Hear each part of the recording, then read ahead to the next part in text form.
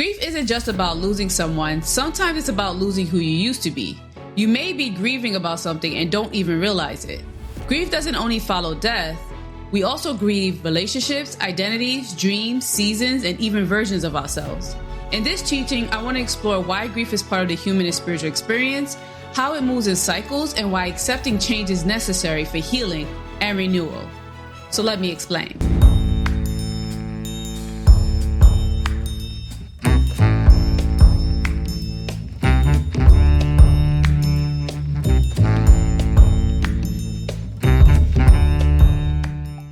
Welcome everybody to the Ease Your Mind podcast. My name is Christina Adrian. I'm a licensed mental health counselor, licensed professional counselor, and I help you break free from anxiety, fear, and shame by teaching you powerful tools rooted in scripture and psychology, healing minds, restoring faith, and renewing purpose. Grief is something that every human being has experienced or will experience at some point in their life. But grief many times we don't realize can come from different things besides death. Oftentimes, when people are working through relationship pains, they may not realize that they're grieving the loss of that relationship. Even if that relationship was toxic, even if it was abusive, even if it was, it wasn't right for you, that doesn't mean that the grief will not come from it ending. Because at the end of the day, it ended. And grief comes at the ending of any ending. So when we also lose our jobs, the ending of that can cause grief, or we leave the job. Sometimes we can leave voluntarily, but we still feel a little level of sadness when we leave the job. If we're the ones that decide to leave the relationship, we still might feel a little sadness, even though it was our decision. So there are different things that we grieve in life. And many times people don't realize that they're grieving about something until they really take the time to sit and understand their emotion around something that is in their past that they wonder why they have a hard time letting go. And that is one of the key things that I would say that makes us know that if it's grief, because you have a hard time letting go. And if you have a hard time letting go, then that usually tells me there's something you haven't grieved well. And in Colossians chapter 3, verse 1-4, it reads, "Since then, you have been raised with Christ. Set your hearts on things above where Christ is, seated at the right hand of God. Set your minds on things above, not on earthly things. For you died, and your life is now hidden with Christ in God. When Christ, who is your life, appears, then you also will appear with him in glory." Grief is something that follows when anyone dies. But have you ever thought about the grief that comes when we die to Christ? Are you grieving sometimes your old self? Is it wrong to grieve your old self? Grief is defined as having deep sorrow for something that was lost. So we feel this deep sorrow when we lose someone through death. We can also feel this deep sorrow when we lose someone after the end of a relationship.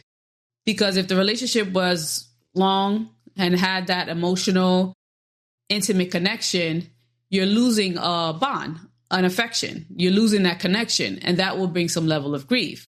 When it comes to death of a person, one wouldn't usually question the existence of grief. People expect you to grieve whenever somebody dies.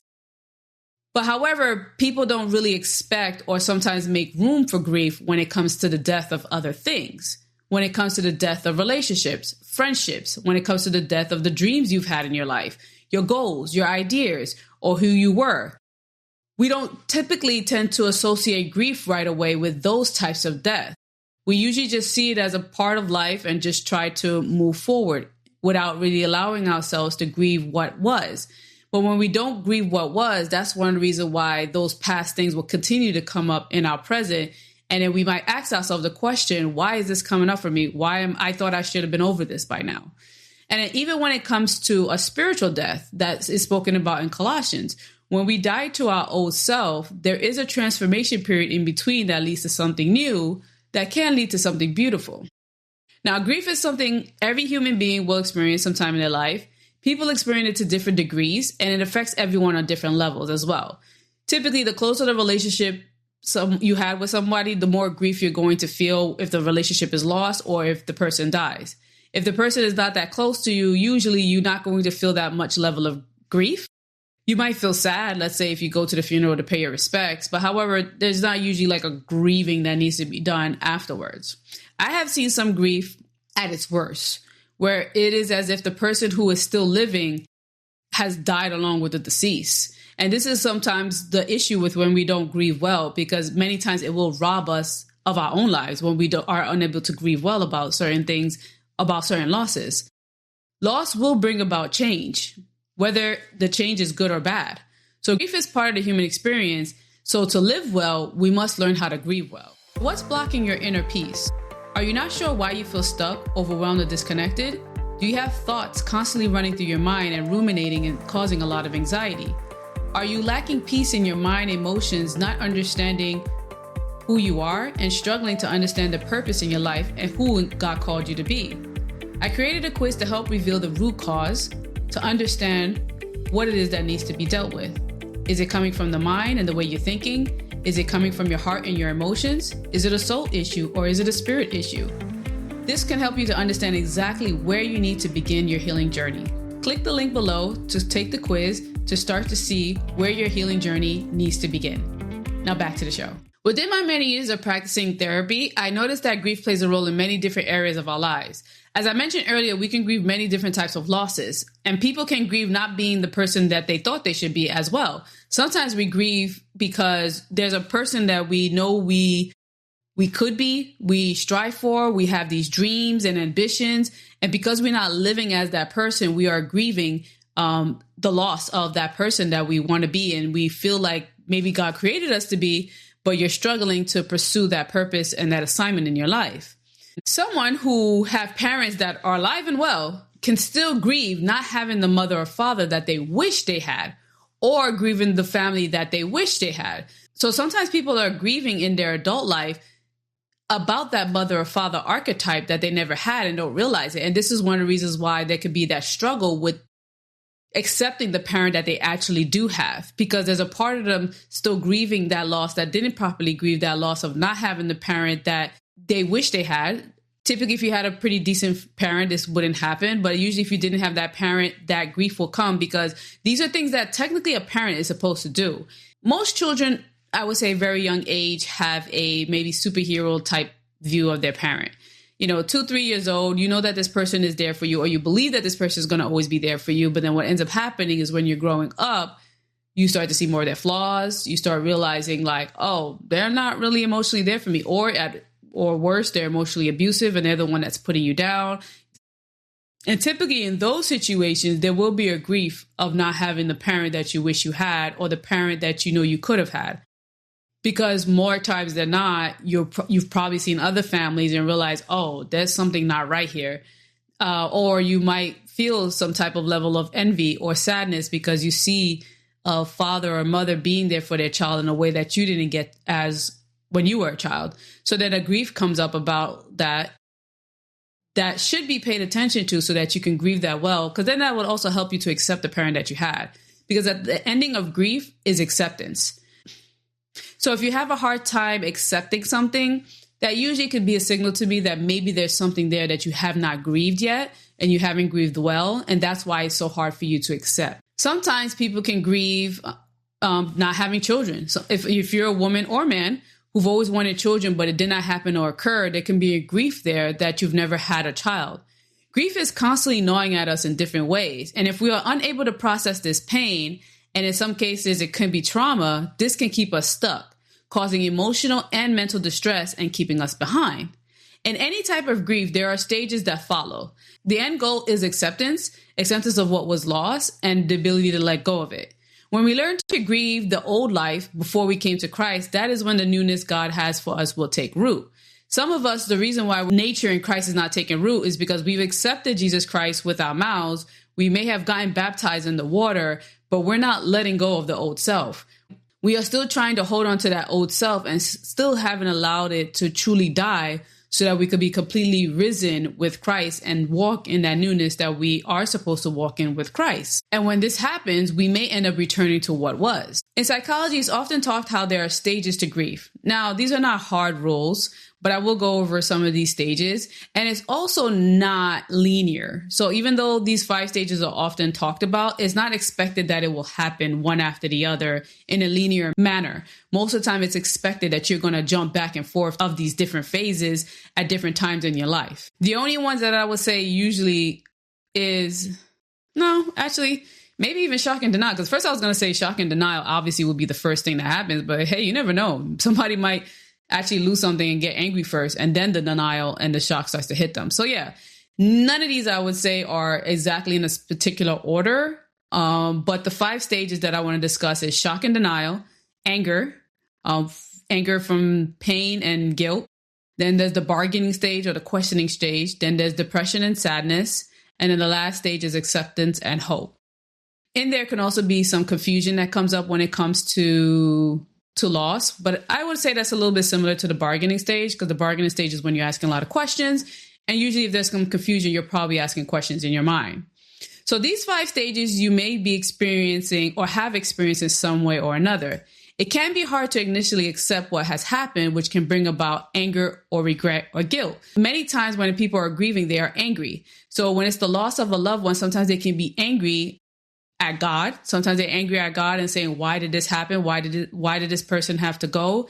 Sometimes some people are angry, especially let's say if it was a medical situation that happened, they may be angry at the doctors because they feel like the doctors didn't do enough to help their loved one. Sometimes people are angry at themselves. They're angry because they feel like they didn't do maybe enough to help their loved one before their loved one died.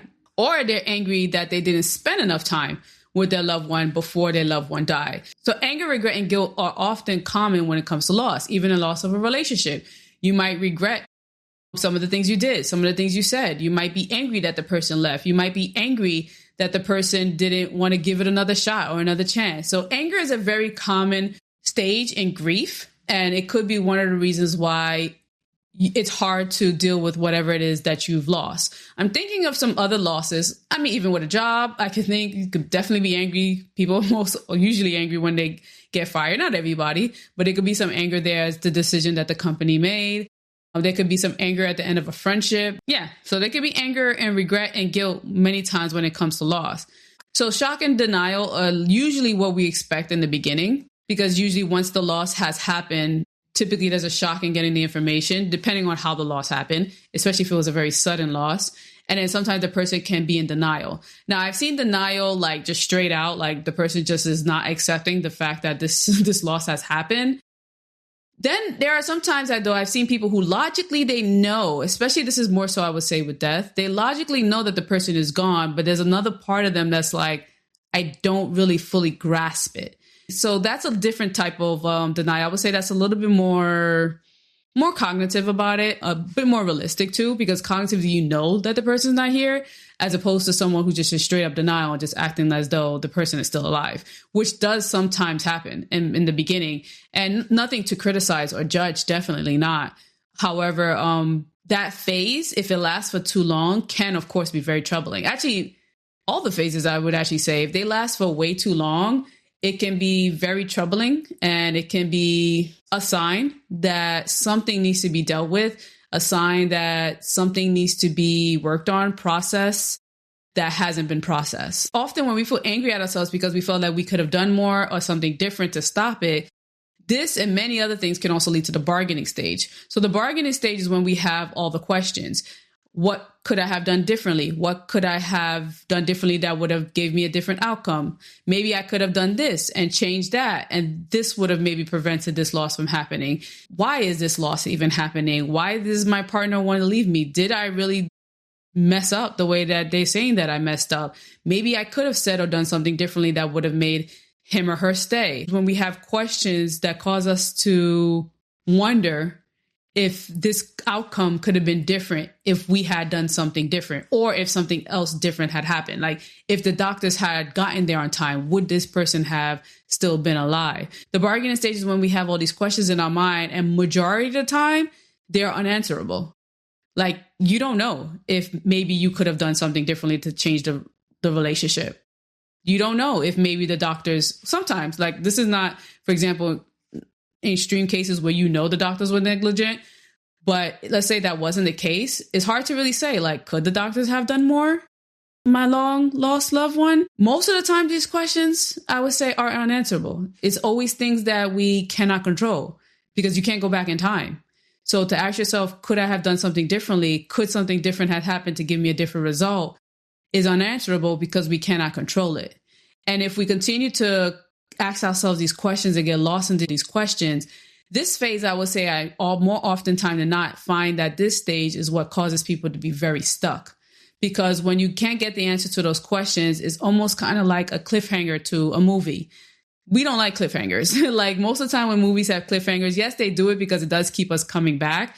And that's the whole purpose with the movie. But when it comes to the narrative of our lives, we don't need a cliffhanger. But like, what are we coming back to? And because we are human beings who think in narratives, cliffhangers just keeps us stuck. Because a lot of times when we have gaps in our stories, our mind wants to fill that gap. It wants to fill in the story in order to move on. So sometimes we do have to just create a narrative that's sufficient enough so we can move on. Maybe even telling ourselves, look, there's nothing that I could have done. I'd done everything that I could have done. Or even accepting, like, maybe there was more that I could have done, but would it have changed things? I don't know. And I can accept that. Once again, sometimes it just gets to a point of how do you just accept what was? Because these questions many times are things that we just cannot control. So when it comes to the bargaining stage, if you're struggling with answering those questions, that can make you stuck. But you have to get to a point to realize that it's not really about finding the right answer. Because I think many times people are like, well, if I could just get this answered, I will be okay. But they don't realize that they're looking for a specific answer that's just impossible. So you're not going to get that answer. You're not going to get that answer if I did something differently. I mean, unless maybe if the person came back. This is in the case of like the ending of a relationship. Maybe if the person came back, maybe that will give you another chance to see, oh, maybe if I do something differently, this will not end the relationship. But we don't really know. So most of the time, more times than not, though, like I said, it is a question that is laying on something that is just something that we just cannot control. And of course, sadness and depression is something that people typically also go through when it comes to grief. And it's also a stage that everybody understands. And I would say easily ascribe with grief. Most people know that when they are grieving something, that there will be some level of sadness and maybe even some level of depression. Now, I've read that usually when people feel sadness and depression, it could be a good sign if that's the primary thing that you're only feeling now and most of the other stages are gone, because it could be a sign that you're getting closer to acceptance. And that's one of the reasons why the sadness is intensifying, because you're getting to that point where you're really starting to accept what was and what was lost, and starting to feel more of that sadness of that loss. And also going back to the narrative and the bargaining stage, sometimes it could be just learning how to tell ourselves to be okay with not knowing, or that there was nothing else that you could have done. And being okay with not knowing, sometimes it can be hard for people to accept. But sometimes we have to train our mind to just know that it's just not going to know all the answers to everything, and that's okay.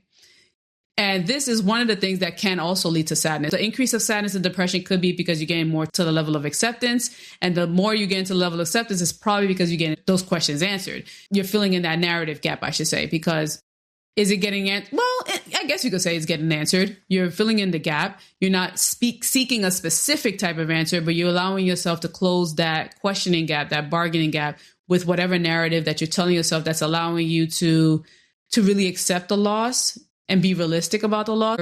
You don't want to just feed the narrative with just anything, of course, but something that really truly helps with the grieving process. So I don't know if maybe this has you thinking through some of your losses. Ask yourself the question, did you experience any of those types of questions when it came to any of the type of losses that you've gone through? Or were there other questions going through your mind that you realize now, like, okay, yeah, I can't really control what happened. This question cannot really be answered.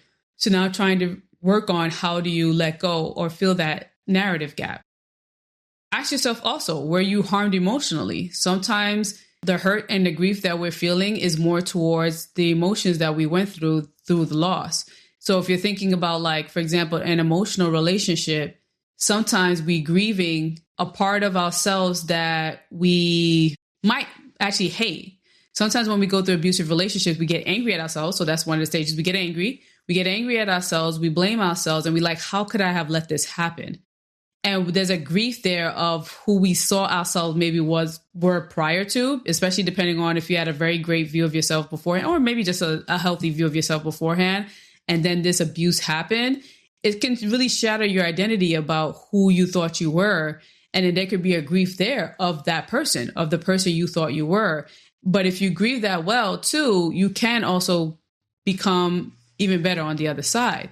So sometimes we can ask ourselves the question, were we hurt emotionally? And is there something there that we need to explore? Did you allow yourself to express those feelings, process them, or did you just suppress them and just try to move forward? Because when you do that, this will lead to resistance and the inability to accept and actually let go. Earlier, I stated that newness is born when we grieve well. This is born through the remodification stages that we go through. So while going through grief, there are usually 3 modifications that usually must occur. There's an external one, an internal one, and a spiritual and or worldview modification. The external modification can be sometimes changes in our task and role. So usually, let's say if one of your loved ones passed away and this was somebody that you care for. So let's say this was a parent that you cared for as they were sick up until the day that they died. Now there's going to be a change in your day-to-day.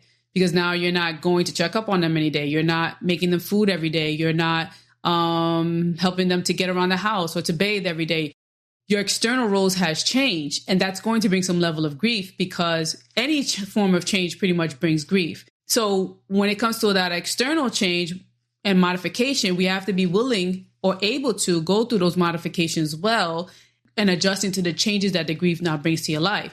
Any type of change can lead to grief, which then require us to change something else. Usually it's changing either what we do, how we see ourselves, or how we see the world and operate spiritually. So right now I'm talking about the external. Sometimes it requires us to change the way that we used to do things or have to get used to the way that things have changed because of this loss.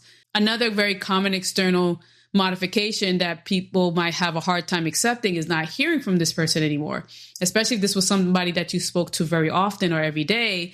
Now there's that sadness of not being able to hear them every day, but being able to adjust with that and adjust on that can also be a helpful part of the process when it comes to grieving. Now, when it comes to dying to Christ, or sometimes even when it comes to the different goals that we have in life, sometimes when the old part of us dies to get to that new place that we're trying to get to, our friendship will die with them. Because many times if our friendships are not growing with us, they can be holding us back and we have to let go of those friendships. And that's not always easy. It can be a very difficult adjustment to make when it comes to the changes that you're noticing in your friendship and in your circles whenever it comes to you trying to live a new life and a better life for yourself while the people around you are staying the same.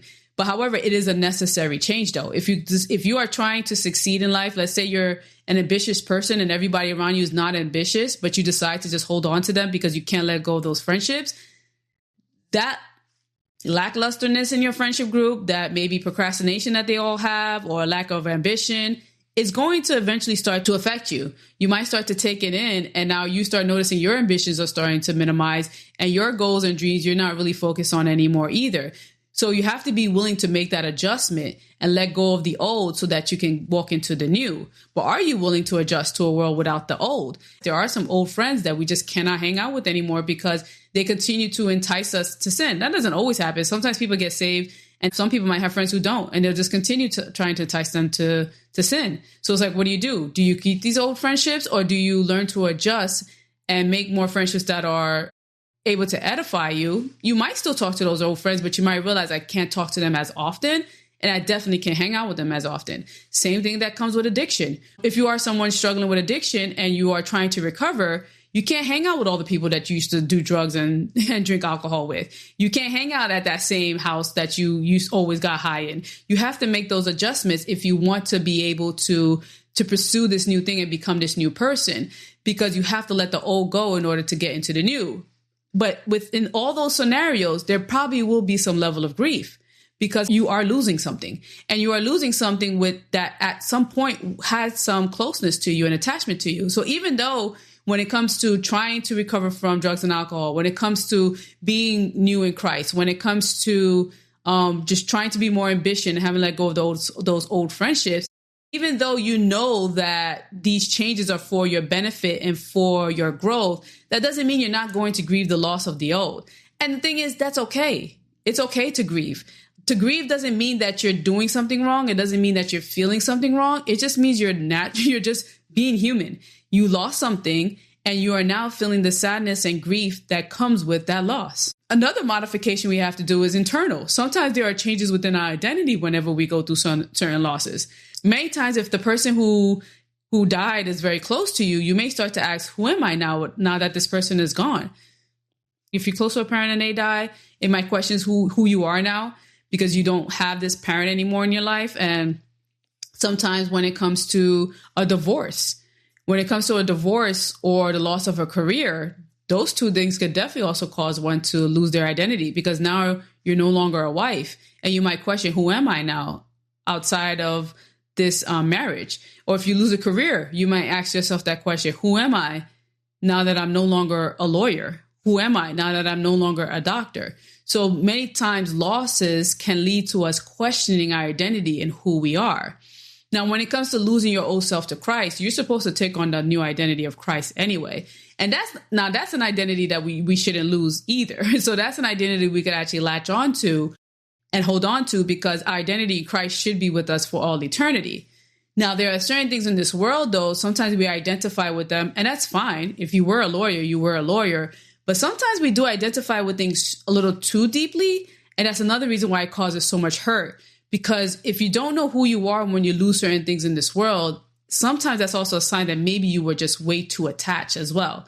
Because I do think that we should be careful of how much we attach ourselves to things of the world because things are always changing.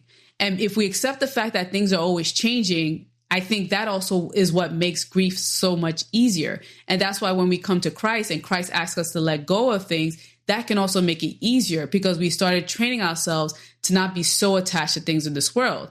And that's one of the things that I learned as well.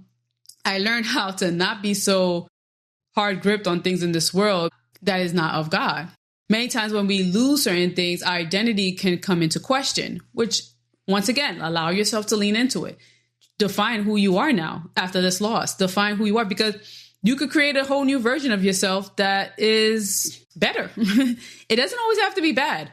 Sometimes, yes, after grief, if you don't grieve well, it can lead into destruction. It can lead into some bad things for yourself. But if you really do it well, you can actually grow into a new person that's a better version of yourself, a more grown version of yourself that you can really love and learn to enjoy. So when we die to our old self, we may ask ourselves also, who am I now in Christ? So we take on this identity from Christ, but we don't automatically know what that means. And I have never met a believer who did not ask themselves this question. But God does have an answer for you. If you ask him and read his word, you will find out who you are and who he created you to be. And when you get that answer from him, ask yourself, are you willing to live it out? Are you willing to live in that identity that he created you to be in? Walk in it and make the adjustments that you need that follow suits with this new identity. And then lastly, there's usually a spiritual worldview modification. These are changes to what we believe, what we value, and what we think about the world. Sometimes when loss is caused by cancer or some other maybe horrendous disease, people may start to believe that the world is unfair and have a more pessimistic view of the world that maybe they didn't have before. Sometimes people get angry at God and ask God, how could such a thing happen? And then this can change people spiritually where they start to move away from God or move away from the body of Christ because of this loss that they're grieving. And then this change in their spiritual life can also be good too. Sometimes people go through losses and it actually leads them closer to God, not further away from God.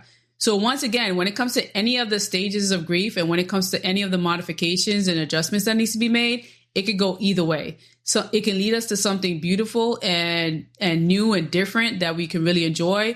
Or if we don't process it well, it can lead us into destruction. And spiritually, there should be a renewing of our minds. As Romans chapter 12, verse 2 says, our mind is where we hold our beliefs and our values that dictates the way that we live.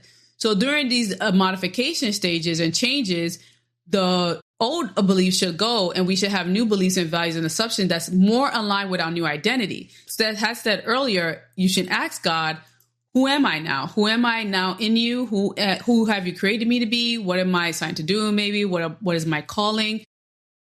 And within that, we have to change our beliefs, values, and assumptions that aligns with that new identity. Because whatever and whoever God calls us to be, there are beliefs, values, and assumptions that's aligned with that.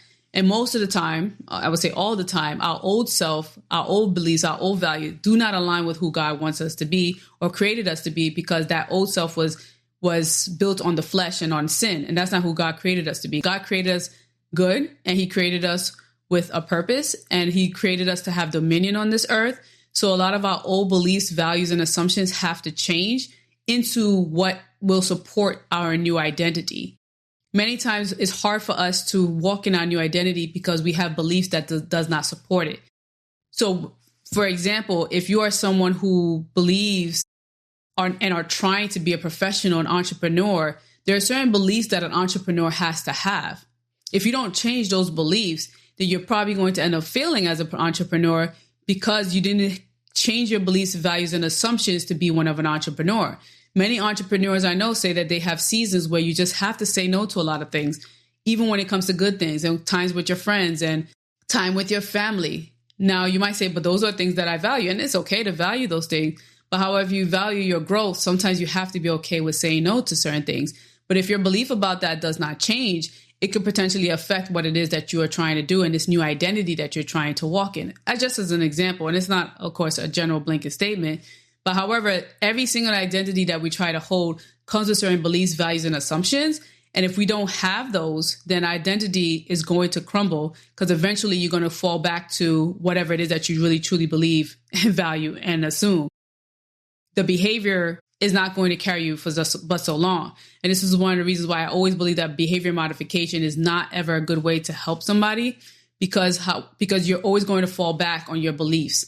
So even if I change my behavior for a certain while, I'm going to go back to what I believe. And this is one of the reasons why also when it comes to dating, it's like, wait it out. People can fake it for but so long. The person can behave like they're such a chivalrous, caring person for but so long. But if they really have a belief in their mind that makes them very self-centered and selfish, they're eventually going to fall back on that old belief. And you're going to start seeing their selfish and old ways. Because unless their belief changes as to one who needs to give more and think about the other person more now that I'm in a relationship, if their belief and assumptions and values don't change to that now in a relationship, then they won't have that identity it won't change their identity as a selfish person. They will still walk like a selfish person, think like a selfish person, and then eventually people are going to see that you are a selfish person and this is your part of your identity. So they all work together. You can't have one without the other. If you want to change who you are, you have to change what you think and what you believe in, your values, to match the identity of whoever it is that you're trying to be. So grief is normal and necessary, but however, we often shy away from it and mistakenly think that people who cry and weep are not being strong. So many times at funerals, people think that not crying means that they're being strong about the situation. But by saying that, then you're kind of inadvertently also saying that those who are crying are showing weakness.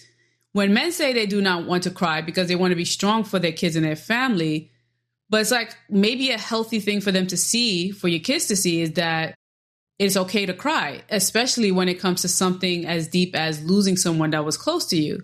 So that way that you're not emotionally stunted and that they won't grow up emotionally stunted with the wrong belief that crying means weakness and not crying means strength. You can still show strength while also crying and weeping for the loss that you've had. Jesus wept when he heard that his friend Lazarus had died. And there's no way you can say that Jesus was not a strong man. But however, he allowed himself to weep when it was appropriate because he was grieving a loss of a close friend. So this is also another issue that causes us to not grieve well, is because we've attached these labels to grief, to sadness, to crying that is not helpful for anybody. Crying does not make you weak. Crying many times is a helpful thing that we need to release the emotions that we feel in our body. So when you don't allow yourself to cry, the emotions get trapped in our body and we go through so many pains in our body because of that reason. There are so many physical pains that people are going through that's probably pent up emotions that they never allow themselves to express outward. Especially I find this often when people talk to men and say that they should show their emotions more. The first response is like, why do I need to cry? Like, no one said anything about crying. Crying is not the only way to show emotions. But then that shows once again how people have this extreme thoughts of what emotions mean, but also a very limited thought of what emotions mean. Because if as soon as I say, why don't you show emotions, you think of crying, then it's like, what happened to all the other plethora of emotions that's in the world? When it comes to joy, when it comes to happiness, when it comes to even anger. Some people cry when they're angry. But when it comes to anger, when it comes to fear, when it comes to anxiety, so many different emotions that people have. But I've noticed that oftentimes once you say emotional, people think crying. But however, crying is not always necessary, but crying sometimes can be necessary and it can also be very beneficial. But unfortunately, in society, we've attached crying to weakness. And because we attach it to weakness, many times we feel like if we cry, people are going to see us as weak. And if we cry, then that means something's wrong. Or we just try our best not to cry in front of others because we're afraid of people seeing us as weak. There are a few key examples of grief in the Bible. One I had just mentioned, when Jesus wept at Lazarus' tomb, he showed empathy and expressed sorrow for his friend. Job also, while he was enduring immense suffering, he showed deep lament and started to question God, but finally he was restored. You can hear the grief in the way that Job was speaking, because Job lost everything. He lost all his children, he lost his money, his wealth, and he lost his wife. He lost everything, and you can hear the grief, you can hear the anger, you can hear the sadness, you can hear the questioning. He asked God a lot of questions throughout the book of Job. So the book of Job actually is a good illustration of grieving, and grieving well. He allowed himself to feel what it is that he needed to feel, asked the questions. He felt the anger, he felt the sadness, and then eventually God did speak to him and he was restored. David also grieved deeply over his friend Jonathan and his son Absalom when they died. He grieved for his friend. Jeremiah is known as the weeping prophet for his sorrow over Israel's sin. So his grief was attached to the loss of that Israel kept experiencing because of their sin. Because of their sin, because of their idolatry, they lost many of their inheritance. They were falling under curses. And Jeremiah felt this grief for the nation of Israel that he allowed himself to express. Grief is not linear. And grief can be expressed through not only weeping and crying, but in the Bible, we see it expressed through physical acts. They would tear their clothes, put dust and ashes on their heads. Sometimes they would go on a fast and remove certain things within their bodies to grieve. Some people grieve by expressing through music and song. For some people, music can help them with grieving. The first time I saw the way Louisiana do funerals, I thought it was interesting and amazing about how it pretty much looked like a party when it comes to the way they run their funerals. And that can also be another way that people lament and cry. It could be sometimes through music, through songs, because even when we read a lot of the Psalms in the Bible, you can hear a deep sorrow and lament within those Psalms. And there's also a book of Lamentations as well, which means sorrow, that's in the Bible. So all throughout the Bible, we see different examples of how sorrow and sadness is expressed. And another way that we can deal with grief is by asking for companionship. Now, when people are going through grief, depression is one of the, I guess you could say, stages of grief. And depression oftentimes makes us want to isolate. So it's very important many times when people are grieving to seek out the companionship of friends and be around friends so that they do not isolate so much and be by themselves. Many times that will not help us because being alone and isolated for a long period of time doesn't usually help any human being with anything. So the biblical perspective on grief is that it's normal. Even in the book of Ecclesiastes chapter 3, verse 4, it says that there's a time to weep and a time to mourn. So the Bible also talks about this season, that there are going to be seasons in life where we need to weep and we need to mourn. So we shouldn't shy away from it and try to stuff it away. And God is also present with us in our suffering and in our sorrow. He is there to comfort us. And that's actually one of the characteristics of the Holy Spirit. He is our comforter. When we go through all the struggles that we go through in life and the sufferings that we go through in life, because there are many different sufferings that people will go through that will bring so many different types of grief. But the Holy Spirit is there to help us to grieve through these things and grieve through it well. So while sorrow is real, believers can find hope in the resurrection of God and can find hope knowing that God is a God of restoration and he restores us. And also Romans chapter 8, verse 28, that says, I work all things together for the good of those who love the Lord, knowing that in our suffering and grief, that God can use those things for our good. And there was something that I mentioned earlier too, that when we many times give our lives to Christ and follow Christ, God will ask us to give up things that we hold near and dear. But we probably falsely attach our identity to it, which then makes it hard to give it up or throw it away. Because I noticed many times in my life, growing up in my faith, there are certain things that God would ask me to throw away and give away because these were symbols, these were objects I had in my home that maybe had occultic symbolism on it that I didn't realize, which means that they were a cursed item that I didn't realize that it was. But God would open up my eyes to these things and then I would have to give it up and throw it away. And it wasn't always easy. There was one thing that God asked me to give away. I think it took me like maybe 4-5 months before I finally did. There was a huge delay. And the thing is, delayed obedience is still disobedience. So and I'm trying my best to not do that any longer. And I would say I have gotten better at that. But the first few times when God was asking me to give things away, it wasn't easy. And there was grief there. And it took me a while to realize that that was what was happening. I felt this deep sadness and pain inside of me. And I realized, oh, I'm grieving this thing that I have to give away because I attached so much of my identity to it. And there was a closeness that I had to some of these objects that I didn't realize that I had until God told me to throw it away. And I grieved it. I allowed myself to be sad. And to be honest, we've probably developed some attachment to certain things and that we're going to grieve it when we let go. I think the most important thing is that we obey and let it go. And because of my relationship with God, I was able to finally do it because that was one of the things I started to ask myself. Is this thing worth me losing my relationship with God? And the answer was no. So I decided to let it go. And this is one of the reasons I think we should be careful about what we attach ourselves to in this world, that we can't hold anything too tightly because many times we might have to give it up. And one of the reasons why I think we have to give it up is because when we hold something so tightly and we get so attached to it, that really can be a slippery slope to idolatry. Sometimes even when it comes to losing somebody through death or losing somebody that you were in a relationship with, sometimes the grief is so deep because you idolize this person. This person was put on a pedestal. This person was pretty much a god to you. So when you lost them, your mind has a hard time understanding this loss because of this status that you put on this person. So that's another reason why I think it's important to be careful of how we attach ourselves to not only things or people. We're attaching too much of our identity to it. And then when we come to Christ and he asks us to let it go, then those things are going to be the hardest to let go of. And if you don't let go of, that's even more confirmation that this thing is an idol to you and you have made this thing your God and not Yahweh, your God. So going back to the question that I had asked myself, that's why I said, like, okay, is this worth me losing my relationship with God? What does this thing mean to me? And when I realized, I was like, okay, this is not worth more than my relationship with God. This is not worth me ruining my relationship with God. And once I came to that realization, I was able to let it go because that thing that he told me to let go of is not my God. He is. And I know that my God always has my best interests in mind. I know he always asks me to do things that are for my benefit. And many times he has much greater and better things for me than that thing that I let go of. Sometimes I'm thinking about the money. I'm going to be honest.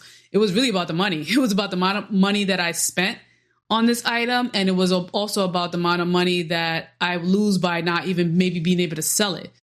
If I had kept hold on to it because of that, then that would mean money's my God. But I let go of it because I don't want to attach myself to this thing that does not have a greater value than my God. Endings are a part of life, but with each ending, something new should and can emerge. And something did. Once I let go of the two things that God told me to let go of in my life did catapult into new and great things that I never would have imagined. My deliverance journey began, which then also led me to new levels in my spiritual life, new purpose, new insight, and understanding of who God created me to be. Because at the end of grief, if you grieve well, something new is supposed to emerge. That's also another sign that you are grieving well. There is a newness that's supposed to come out of it, almost like a butterfly coming out of the cocoon. When the butterfly comes out of the cocoon, it's no longer that caterpillar anymore. That caterpillar is technically dead, but something new emerged. A butterfly emerged from that process. I forgot the name of the process, but you know what I'm talking about. The process of the caterpillar turned into a cocoon and then into a butterfly.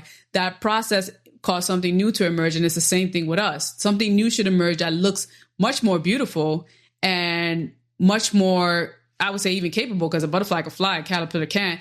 But something new should emerge from the grief that we go through if we allow ourselves to grieve well. Another reason why I wanted to mention grief is because the work that you're doing within yourself might require grief in order for you to heal.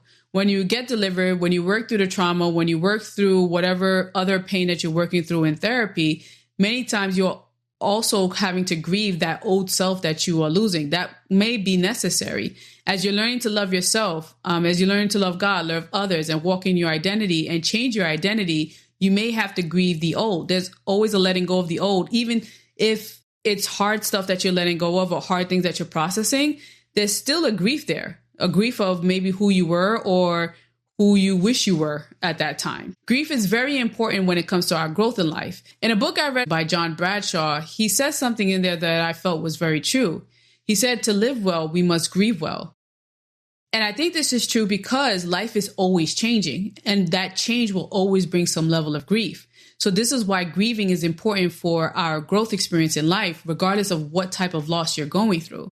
Acceptance is important because when we do not accept a change, you can end up stuck because whether you like it or not, whatever you lost is gone. So not accepting it will not bring it back, however, it may keep you stuck in a loop that you're now unable to grow of because you're stuck in that loop.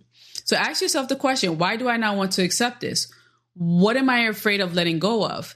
Is it who I thought I was before the loss that maybe I have a hard time letting go of?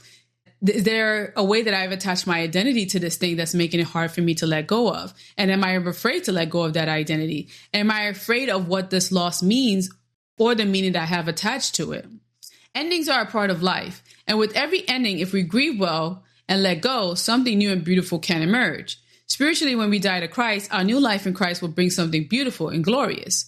That new romantic relationship you now have may be the person who is your true person, your God-given spouse, where you feel loved again and perhaps a better type of love. Getting fired can be hard, but the newness in discovering your purpose and living it out can bring you peace and freedom that you never thought that you could ever have. Endings can be tragic, but there is often beauty on the other side, but only if we allow ourselves to grieve, adjust, and let ourselves be renewed. If this was helpful for you, let me know what you think in the comments. And share this with someone who you know is grieving a lot and maybe feeling a little stuck. So remember to like, share, subscribe, and until next time, take care.